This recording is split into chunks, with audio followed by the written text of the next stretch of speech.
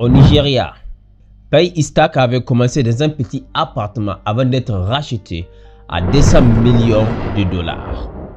On connaît tous l'histoire avec Steve Jobs. Ils ont commencé dans un garage et tellement d'autres entreprises qui ont commencé dans un garage. Même Google a commencé dans un garage, ce qui est énorme parce que c'est le plus grand géant de ce monde aujourd'hui.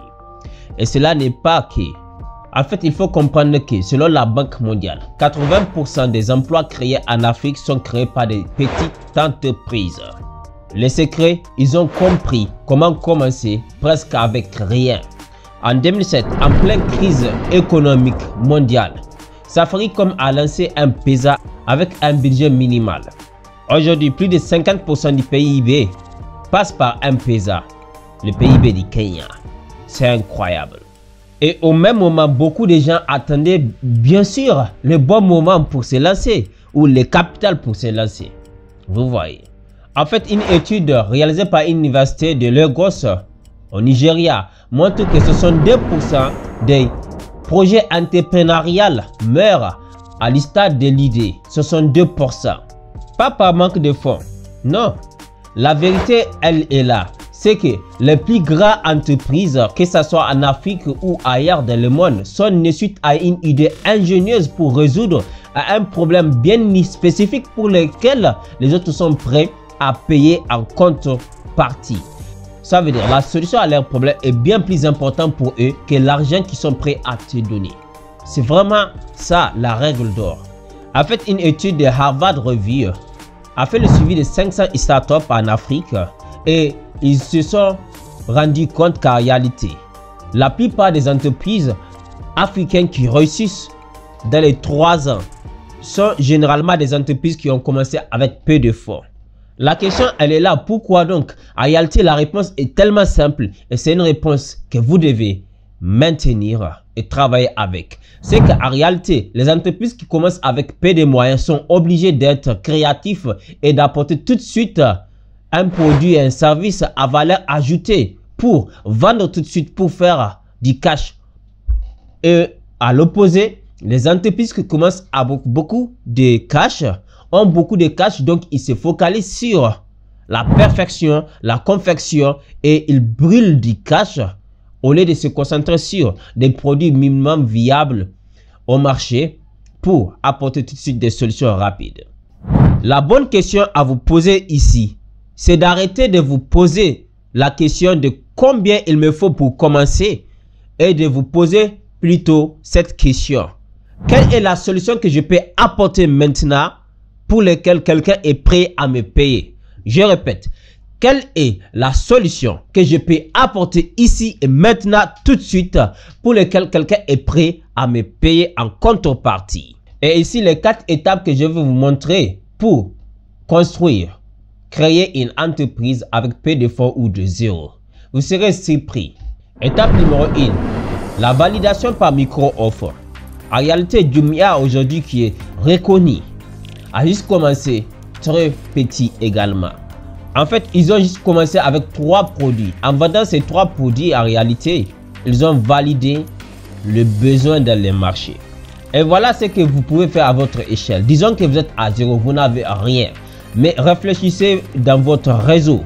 5 personnes que vous pouvez aider et vraiment que vous pouvez aider dans leur activité à être plus efficace, peu importe en fonction de votre niveau. Si vous n'avez pas de compétences, alors vous êtes obligé de faire du travail, des manœuvres. Mais si vous avez des compétences, du marketing, de l'informatique, etc. et vous avez 0 francs, réfléchissez qui je peux aider. Par exemple, quel commerçant je peux lui créer une page Facebook et en contrepartie, il va me payer 5 000 pour cela. À qui je peux lancer une campagne ADS pour vendre ses produits et en contrepartie, je prends une commission en vendant ses produits. C'est tellement simple. Soyez créatif quand tu es de zéro. Il faut faire comme les autres qui ont créé des grandes entreprises.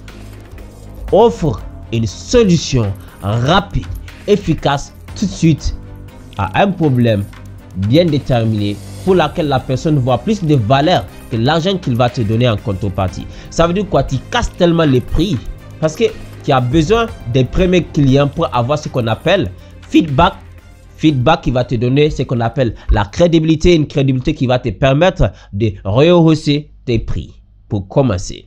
Et là, on va voir l'étape numéro 2. Si vous avez déjà les sourires, ce qui reste va simplement vous surprendre. L'étape numéro 2, le troc.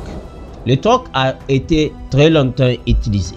Mais moi, depuis ma jeunesse, le troc que j'utilise le plus et que je vis les gens utiliser le plus, c'est l'échange de téléphones, l'échange d'ordinateurs, etc.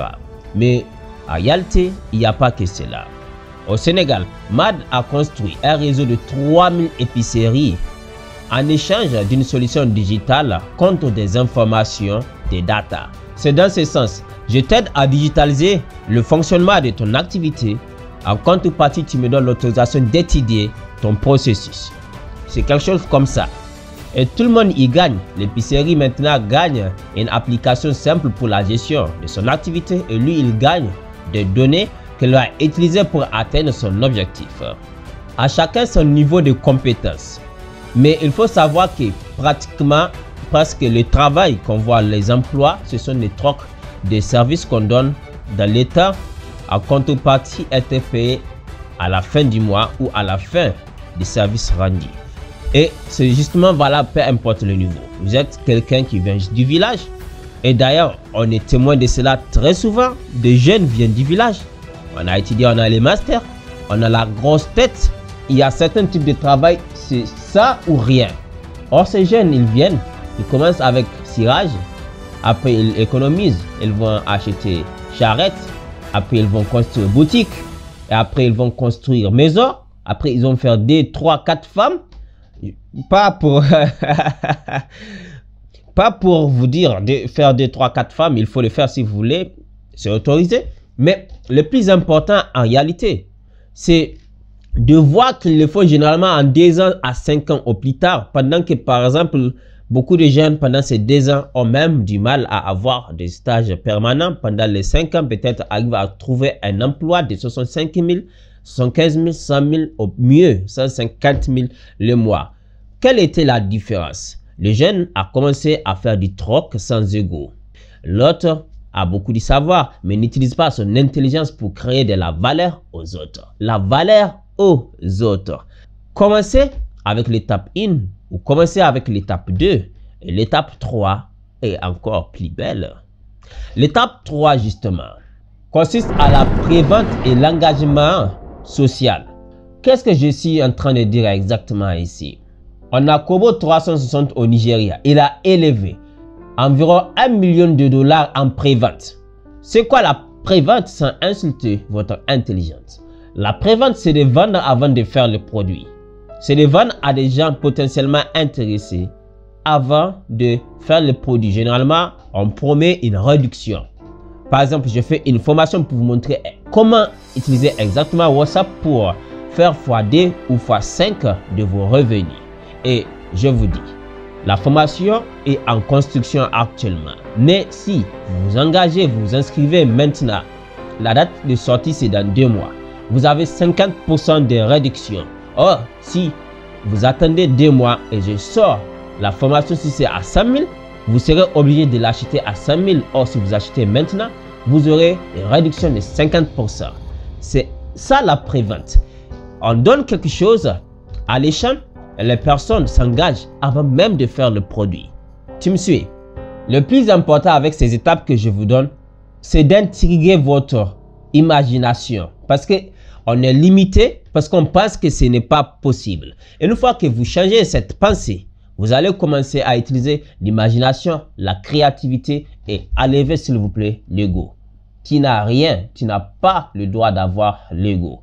L'ego n'est pas pour les pauvres. Et même pour un riche intelligent, il va comprendre que l'ego, c'est pour ceux qui n'ont pas compris comment vivre en société.